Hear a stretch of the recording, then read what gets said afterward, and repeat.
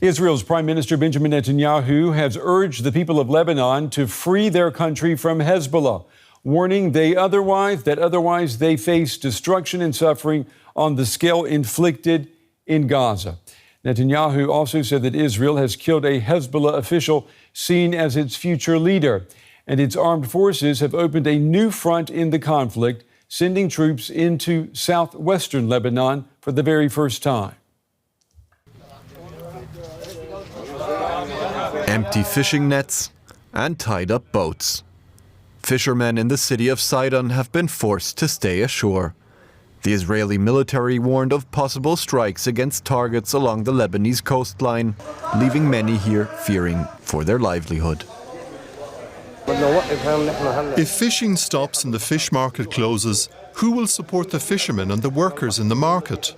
They all have families and children. Who will provide milk for their kids? No one is supporting us or giving us anything at all. The Israeli military has been carrying out new air raids on Beirut. Despite the strikes, some civilian planes still flew in and out of the city on Tuesday. These images were taken from a landing plane. The Lebanese government says more than 1 million people have fled their homes in the past 2 weeks. Hundreds of thousands are seeking shelter across the border in war-torn Syria. There were bombings and airstrikes, and so we escaped. Thank God we arrived here safe and sound. In Israel, too, civilians are in danger. I'm lucky, man. This flat near Haifa was struck by a Hezbollah rocket launched from Lebanon. The Iran-backed militia has threatened deeper strikes into Israel while also saying it wants a ceasefire in Lebanon. For the first time, the group made no mention of a Gaza ceasefire as a precondition for a Lebanon truce. Once a ceasefire is established and diplomacy intervenes, everything else will be discussed and all decisions will be made. Do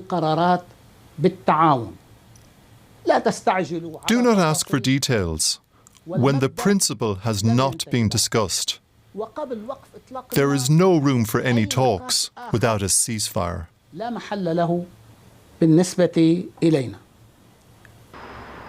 Amid Hezbollah's talk of a ceasefire, Israel has signaled the war could expand further.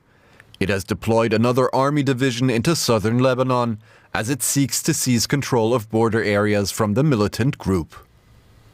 Well, journalist Karim el-Gawhary joins me now from Beirut. Karim, for the first time, no mention from Hezbollah of a ceasefire in the war in Gaza as a precondition for a truce in Lebanon. Talk to me, how significant is this?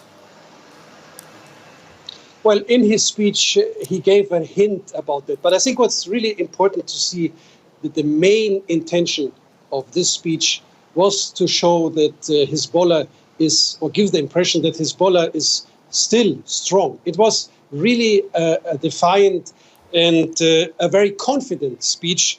He was talking about resisting and persisting.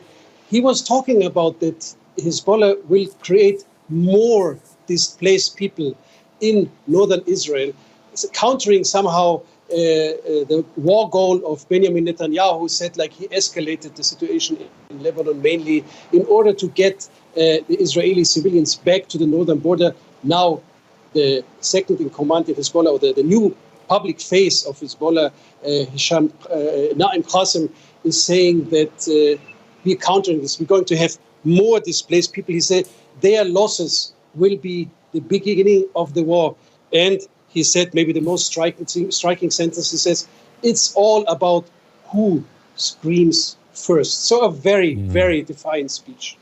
We know that 3 UN agencies say that they are worried that the same tactics used by Israel in Gaza are now being repeated in Lebanon. What are you seeing?